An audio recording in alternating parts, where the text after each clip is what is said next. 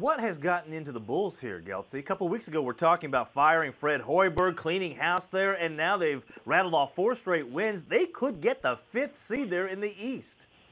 Yeah, I don't know if they will get I mean, it's possible, Michael. I don't know that they will get the 5th because of how well Milwaukee's been playing, but they play terrific. They've been great here. And a couple things. First of all, and I don't know why. I was screaming for this at the beginning of the year. I don't know why Fred Hoiberg waited so long to do it. Nikola Mirotic has to start.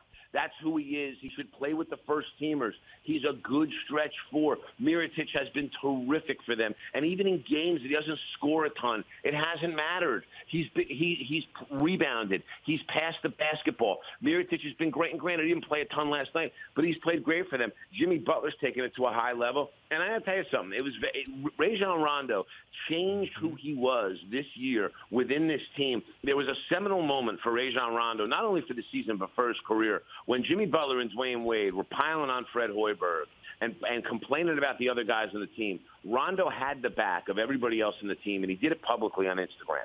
And when that happened, Rondo established a respect in that locker room from the younger guys that he really has carried forward to grab that starting point guard position back. I mean, think about how many other guys they tried at point guard before they went back to Rondo, whether it was Cannon, Jaren Grant, tried Michael Carter-Williams. They made a stupid trade for Cameron Payne and then sent him to the D-League, and Rondo gets the job back. Rondo has been so good and such a leader here. And credit Jimmy Butler, who's continuing to play at an extremely high level and has kind of embraced Rondo coming back in and playing well. Because Butler, for all the talk about him killing Fred Hoiberg, and they'll kill Fred Hoiberg on every front, the one thing that Butler wants to do is win in the worst way. The other thing is they've turned the bench over to some of the younger guys. And, Portis has done a nice job. Denzel Valentine's done a nice job. So, he's tightened up the rotation here, Freddie Hoiberg.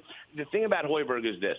He's not a tough guy when it comes to the locker room. He doesn't get into guys' faces, but he is one of these guys that's relentlessly positive. And in a situation where it all turned negative, his positive attitude helped these young guys continue to play hard, and Jimmy Butler kind of fed off that a little bit. It's a great story and a nice situation. You give Hoiberg a ton of credit, and the Bulls, listen, no Dwayne Wade here. They trade Taj Gibson, take Doug McDermott off this team, and they're playing better than they've played all year. It's absolutely incredible.